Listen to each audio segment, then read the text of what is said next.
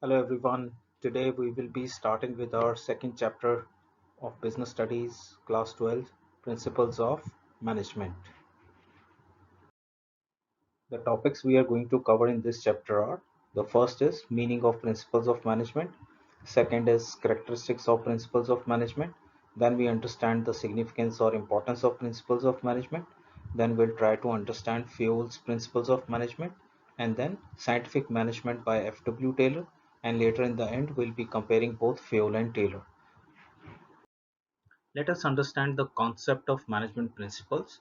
Now, these management principles are broad and general guidelines for decision making and behavior. They generally don't provide ready-made solutions or fixed outcomes. These management principles are just recommendations or sort of advices to management people.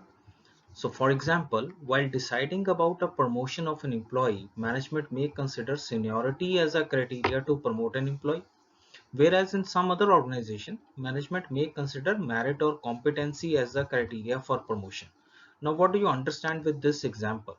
The underlying thought or principle of management which is being followed is that an employee shall be promoted for the purpose of keeping him satisfied and motivated. Now, this is a broad and a general guideline for a manager. But the method, manner, thought process may differ from manager to manager, employee to employee, and policy to policy.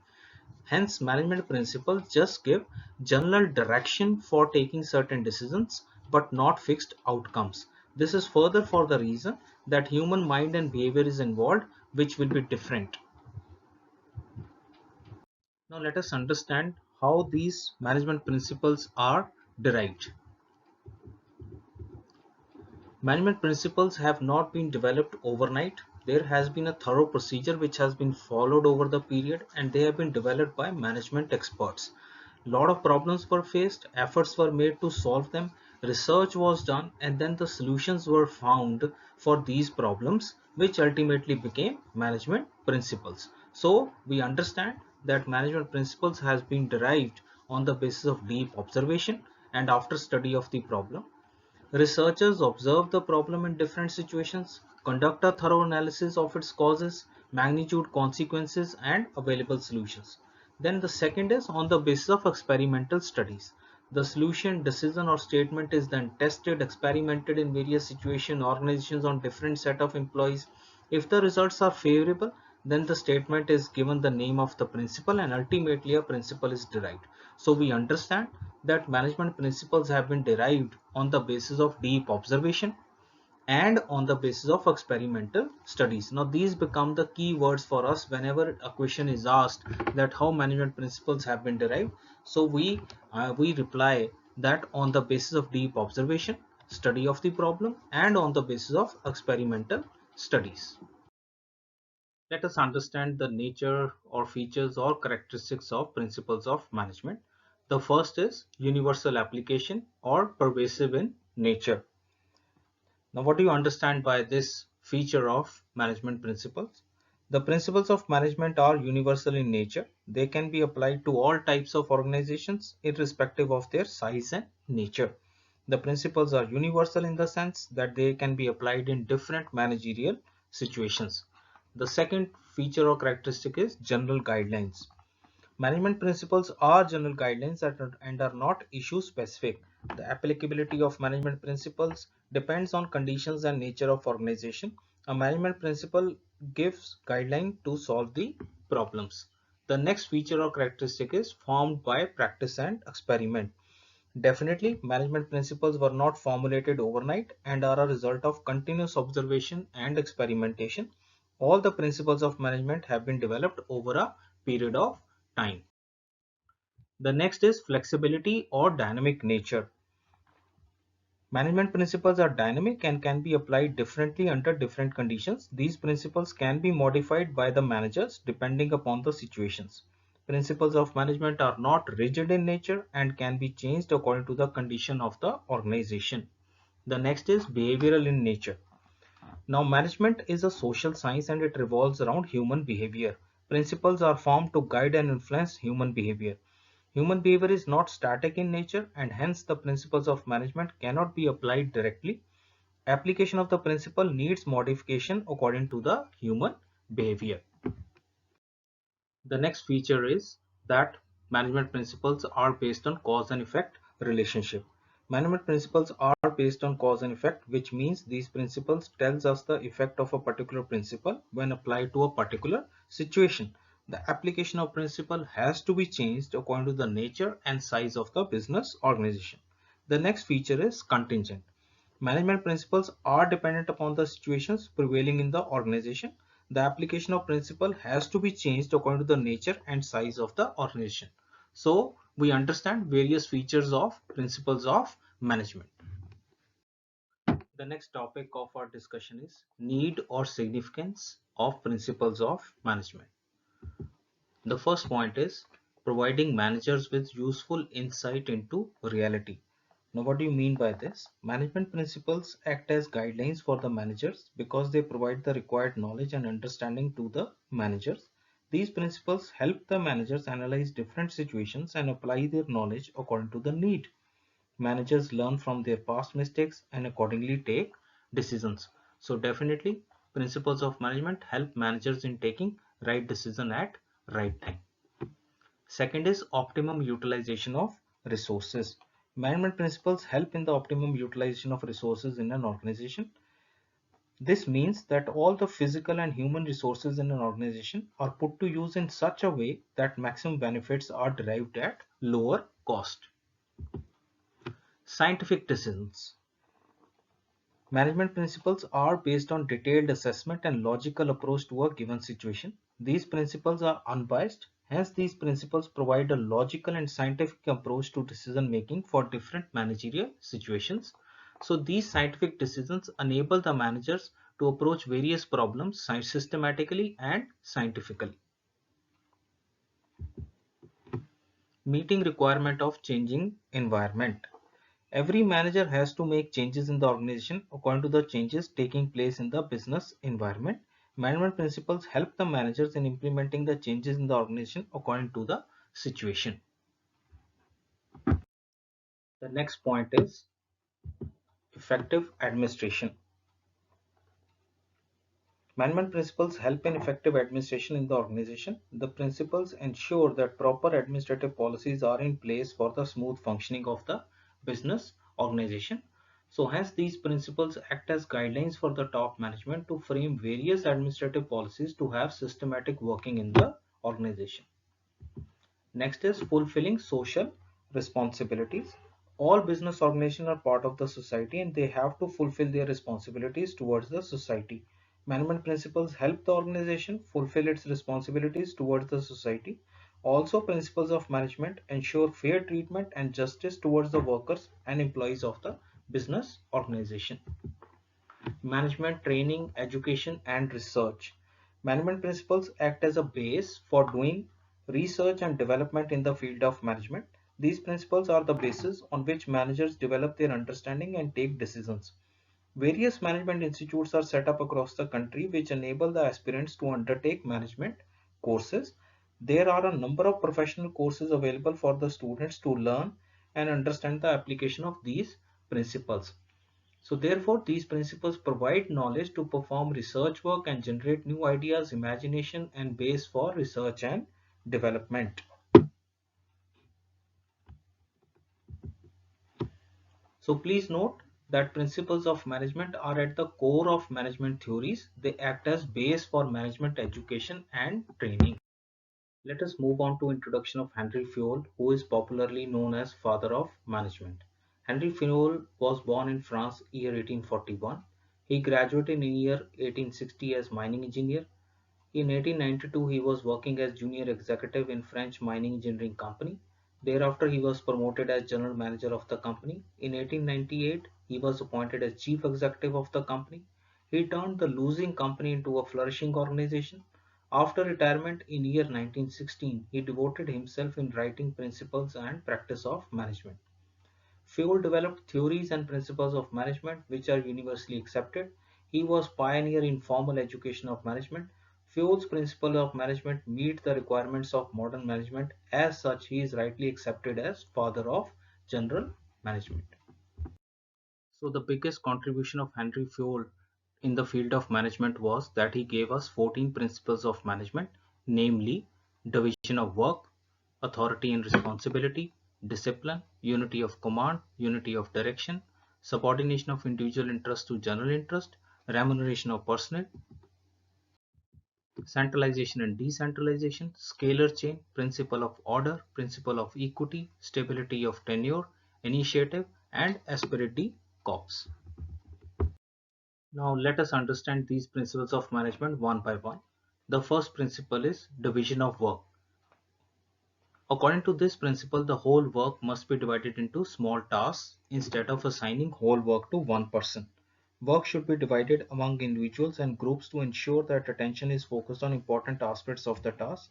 When a person performs a part of a job again and again, he becomes specialized in that job and efficiency improves.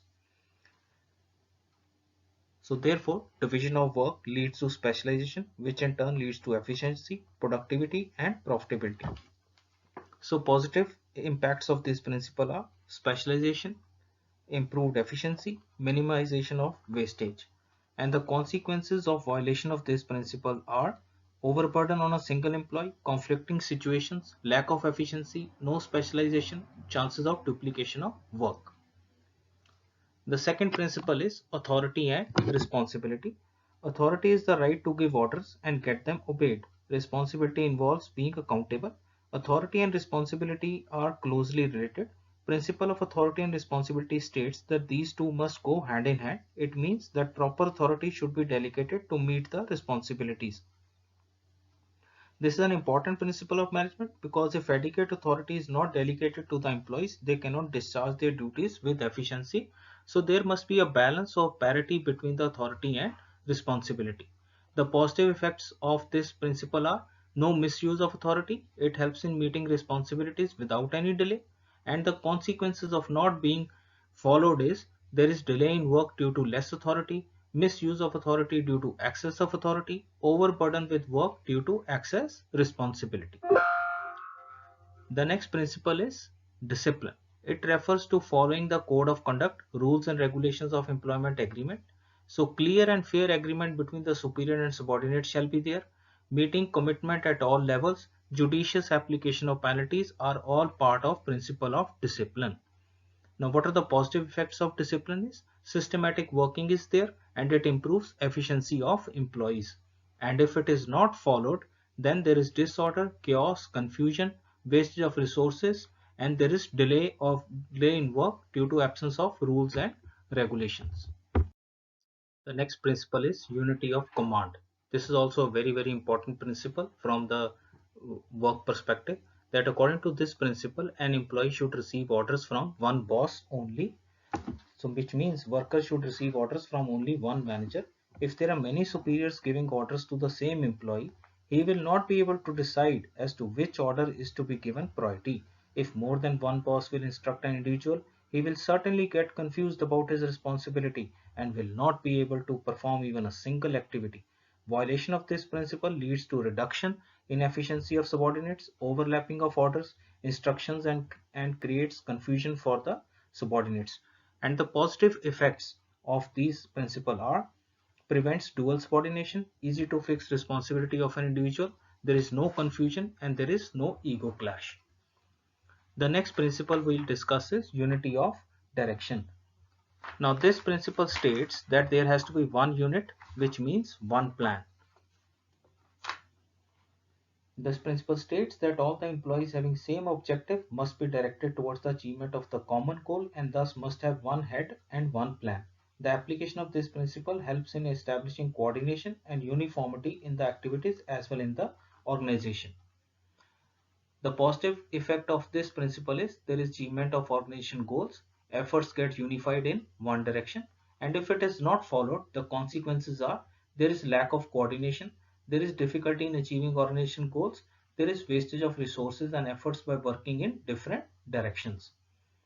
The next principle is subordination of individual interest to general interest.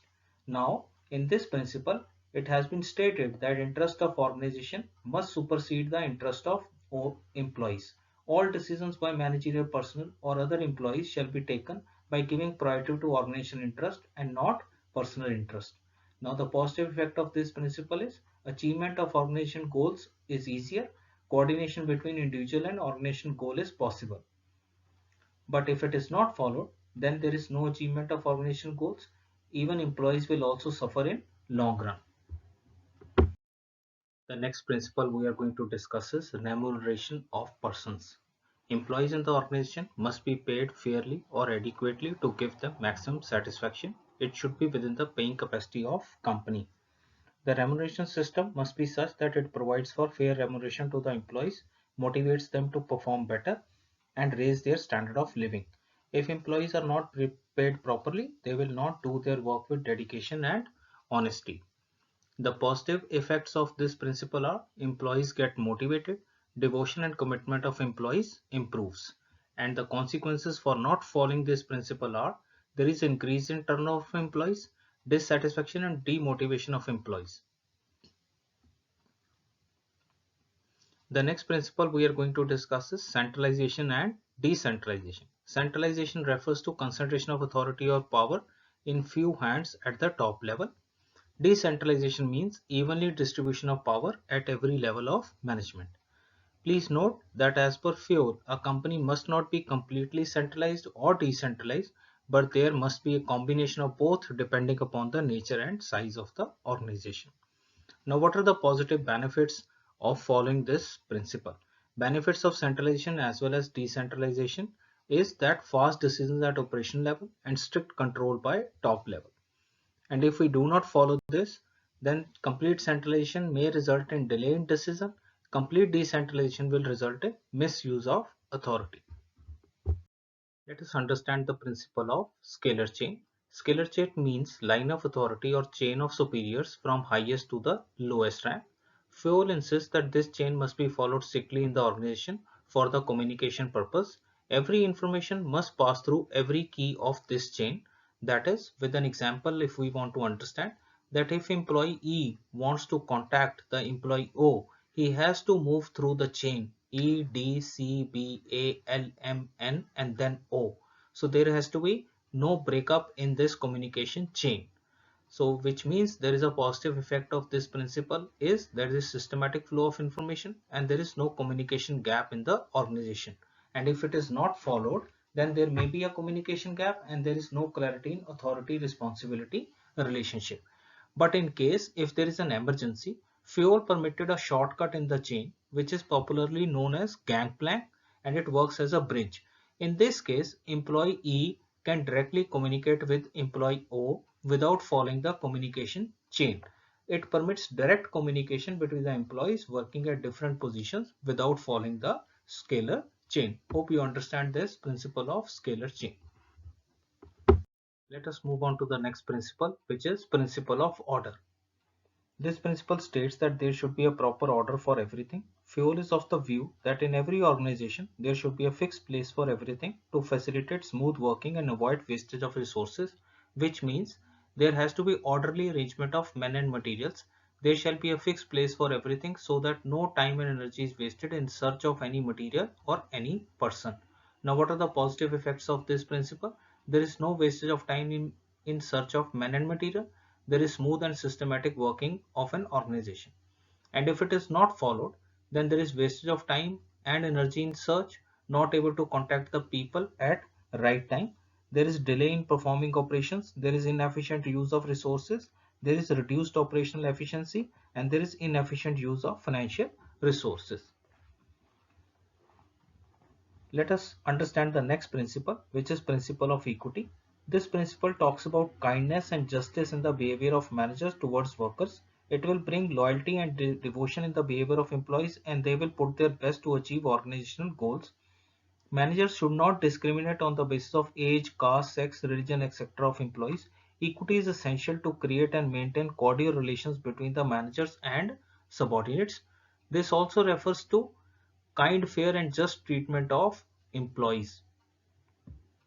Positive impacts of this principle are satisfied employees, motivated employees, loyal employees, just and fair treatment for everyone, and it motivates the employees and boosts up the morale of the employees. And if we are not following this principle of equity, then definitely there is dissatisfaction in employees, there is increase in attrition, there is unhealthy relation between superior and subordinates. The next very important principle of management is stability of tenure of personnel. It refers to no frequent termination and transfer of employees. The management must provide a feeling of job security among the employees. In case of insecurity, employees will not be able to put in their wholehearted efforts in work, which means that frequent transfer or rotation shall also be avoided by the management. The positive impact of this principle is that it improves efficiency level of employees and there is no wastage of time and resources. And the consequence of not following this principle is there is waste of resources in learning the new job, frustration and dissatisfaction among the employees, training cost of the company increases. The next principle is principle of initiative. It is also one of the very important principle. It refers to taking first step with self-motivation. Fuel suggested that employees must be given an opportunity to take some initiative in making and executing a plan. They shall be part and parcel of making policies and plans.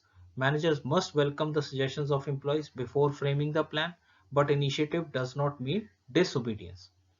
The positive impact of this principle is it develops feeling of belongingness in employees. The employees achieve the target on time if they are set up with their consultation. And the consequences of not following this principle is employees will not work to the best of their ability. There will be demotivation among employees. The last principle is Asperity Corps. Now this Asperity Corps means team spirit and teamwork. Fuel suggested that the organization should be considered as a team and all the employees as its members. This helps develop a feeling of belongingness among them and thus each of them contributes to the achievement of the organizational goals. This principle is the extension of unity in strength and unity of command. Harmony among the workers is a source of strength for the organization.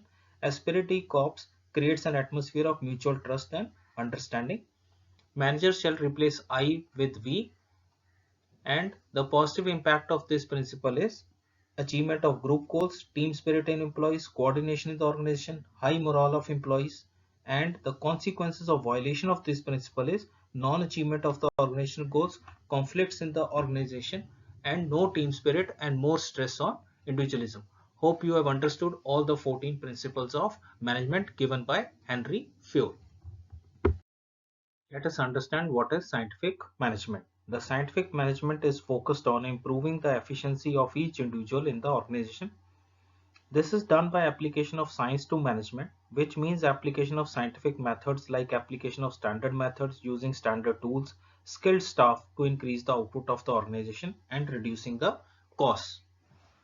This is primarily concerned about the efficiency of workers and optimum utilization of resources. It is knowing exactly what you want your men to do and seeing that they do it in the best and cheapest way. Hence, scientific management can be defined as application of science for each and every element of management. Scientific management insists on replacement of rule of thumb by science, which means decisions in any organization should not be taken on the basis of will and wish of a manager, but shall be based on scientific studies conducted by scientific tools.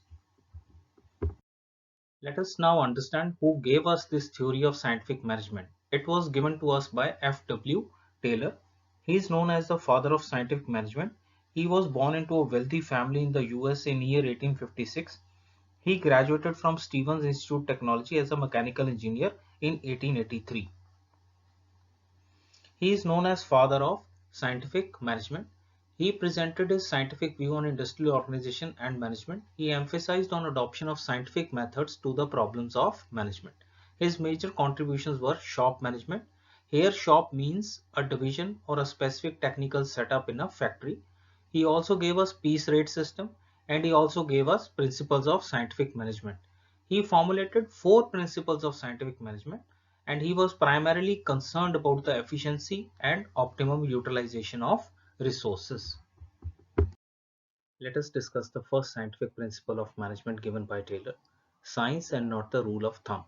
This implies that standard time for a job should be set up scientifically by performing time study in the organization, and then only the day's target should be fixed. It shall not be based on intuition. The dictatorship of managers shall not be the basis of setting up of targets. For example, in rule of thumb, the standard time required to do a particular job is decided by managers on the basis of his past experience. Taylor says that standard time for a job should be set up scientifically by performing time study in the organization, and then targets shall be fixed. It shall not be on the basis of rule of thumb. The next principle is harmony, not discord. Taylor emphasized that there should be complete harmony between the workers and the management. If there is any conflict between the two, it will not be beneficial for the business organization. In order to achieve this principle, Taylor suggested complete change of attitude on the part of both management and workers. Management should always be ready to share the profits with the workers, and the latter should provide their full cooperation for achieving organizational goals.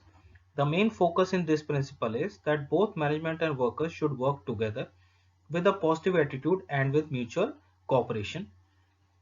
By applying this method, the following benefits are arrived: change of attitude of management and workers towards each other, development of team spirit, accomplishment of objectives, cooperation and coordination across the organization.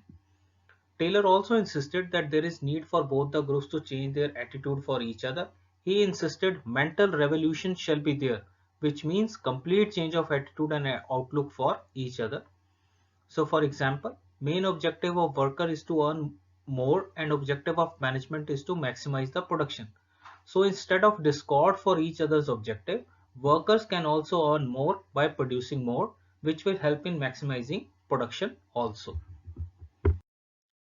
The next scientific principle given by Taylor was cooperation, not individualism. It is an extension of the principle of the harmony, not discord, whereby constructive suggestions of workers should be adopted and they should not go on strike, as both management and workers share responsibility and perform together for betterment of organization. In fact, there should be complete cooperation between the labor and the management instead of individualism. Management should always welcome their suggestions. Workers should also resist making unnecessary demands to the management. There should be proper division of work and responsibilities between the workers and management.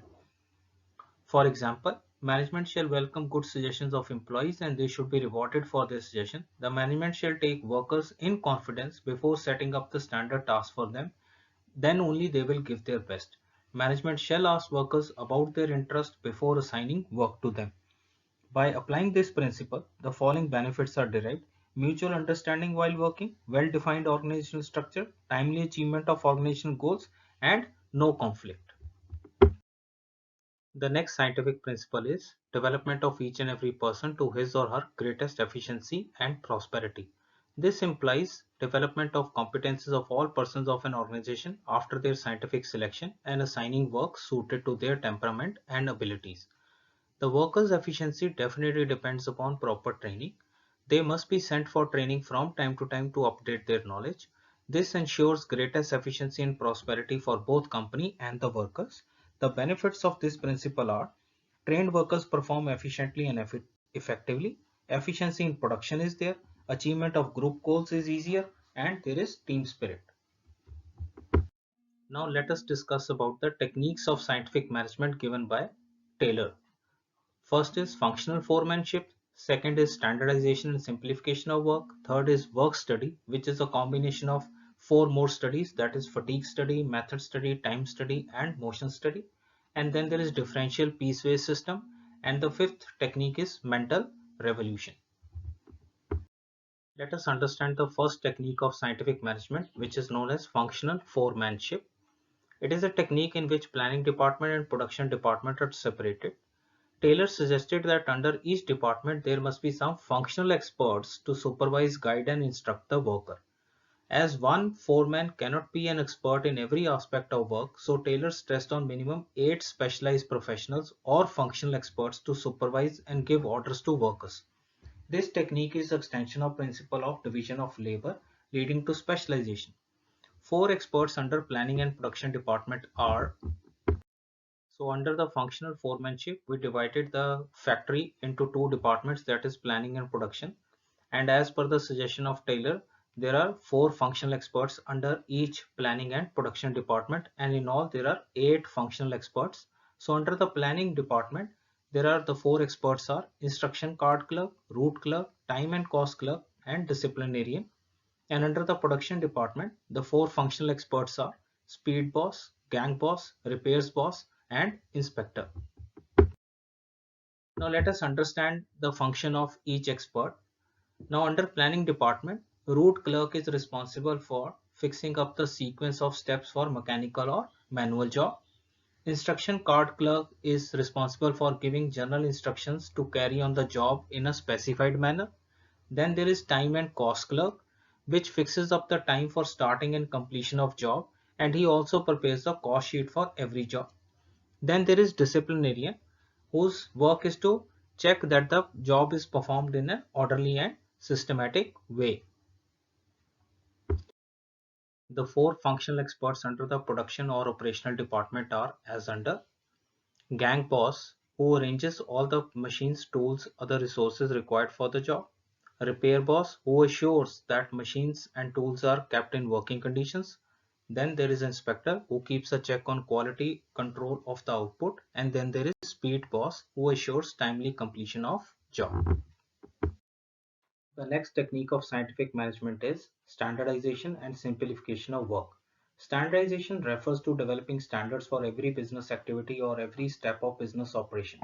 Standardization does not mean only quality standards, but it also refers to setting up standards for size, type, weights, measures, and quality of product. It can also be for working conditions of employees. Managers must make use of work study, which further includes time study, motion study, and fatigue study to set up standards. Modern techniques like Kaizen, Six Sigma, etc. can be used to set up standards. What are the objectives of standardization? To reduce a given line of product to fixed type, size, and characteristics, to allow interchangeability of manufactured parts, to maintain quality standards, to set up performance standards of man and machine. Now let us understand what is simplification. Simplification refers to eliminating superfluous varieties of product or service. It results in savings of cost of labor, machines and tools. It leads to fuller utilization of equipment and increase in turnover. Elimination of unnecessary diversity of product size and types leads to simplification of work. Let us discuss the third technique of scientific management, which is known as work study. By work study, we mean maximum production at minimum cost. This work study is a combination of four studies, primarily fatigue study, method study, time study, and motion study. Let us discuss these studies one by one. Fatigue study. It seeks to find out the amount and frequency of rest intervals to be given to workers in completing a task. This would help the worker to regain his stamina and work with same efficiency again. It also aims to reduce various causes of fatigue such as long working hours, doing unsuitable work, bad working conditions, etc. Let us discuss method study. This technique of scientific management is conducted to find out the one best method or way of performing a particular task. The objective of this study is to minimize the cost of production and maximize the quality and satisfaction of the customer. To conduct this study, process chart and operation research techniques are generally used. Now let us discuss time study. It determines the standard time taken to perform a well-defined job. The standard time is determined on the basis of average time taken by the several experiences of the same work. It also helps in determining a fair day's work for the workmen and determining incentive schemes and labor costs. Now let us discuss about motion study. It refers to an in-depth study of movements of a worker while doing a task. Taylor recognized three types of movements: productive, unproductive, incidental. Taylor used stopwatches and various colors and symbols to identify productive and unproductive movements of the employees. The main objective of this study is to eliminate the unnecessary motions. Let us understand these studies further with examples. Fatigue study. If there are three shifts of work, if after one shift worker gets tired, he can be assigned first and third shift and given rest interval in second shift. During one shift also, small pauses of rest intervals can be given if it is observed that within a shift worker becomes more fresh with small breaks. Method study. For production of shoes, there can be a labor intensive method and there can also be a machine intensive method. To find out the best method, management shall evaluate the cost of production with both methods and compare. One with minimum cost shall be chosen for production. Time study. To conduct time study, Taylor suggested that while an average worker is performing a job, time study shall be done with a stopwatch in hand and time shall be noted. This shall be repeated for 100 observations and then the average time shall be calculated. Now this average time becomes standard time for an average worker. Motion study. While observing a worker, if it is observed that the worker has to bend frequently to pick up the tools from the tool box placed under his table, then a stool can be provided near his seat to keep the toolbox so that the worker does not waste his energy in bending again and again. This improves the efficiency level.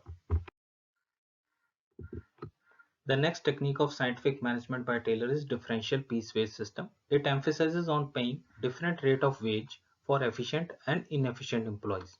This technique insists on paying different rate of wage to efficient and inefficient workers. Extra wages paid to efficient employees will motivate them to remain efficient. Extra wages paid to efficient employees will motivate inefficient workers to become efficient as well. When payment is given as per the number of units produced, automatically the production will be maximized. The next technique given by Taylor is mental revolution. Taylor suggested that there shall be change in mental attitude of workers and management towards each other. There shall be complete cooperation between workers and management. It shall develop positive thinking and there shall be removal of suspicion from the minds of workers and management.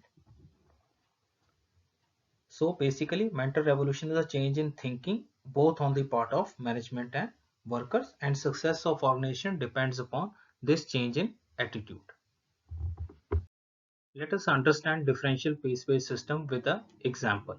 So if the standard target is 10 units per day and standard rate is rupees 50 per unit, then the worker who is producing 10 units must be paid rupees 500, that is standard rate into standard output.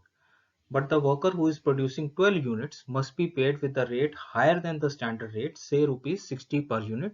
So he will receive rupees 720, that is higher output and higher rate. The worker who is producing less than standard output must be taxed and penalized by paying less than standard rate, say rupees 40 per unit.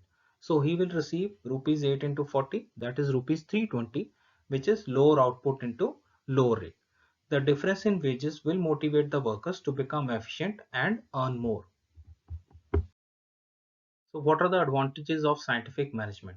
It improves efficiency of business through simplification and standardization. It helps in reducing cost of production by eliminating all types of wastages. Mutual understanding and cooperation brings workers and management closer to each other. More trainings are done to improve the skill of workers. It enables workers to earn more with the introduction of differential piece wage system. In the present times, many new scientific techniques have been developed, and the common ones are: first is operations research. It was developed during Second World War to optimize the deployment of war. Second is lean manufacturing. This technique focuses on reducing 7 waste of overproduction, that is waiting time, transportation, processing, motion, inventory, scrap, and any manufacturing process. Kaizen. It is a Japanese word which means change for better. It is a daily activity which eliminates hard and difficult tasks by experimenting scientific methods. Then there is a very popular one which is known as Six Sigma. It refers to improving efficiency by reducing quality variations. Then there is just-in-time manufacturing. It is a very effective inventory management strategy to improve return and reduce the cost. Let us discuss the similarities between Fuel and Taylor. Fuel and Taylor are complementary to each other because their principles have relevance in the business due to following reasons. Main aim of both was maximizing the efficiency. Both insisted on cooperation between employees and employers.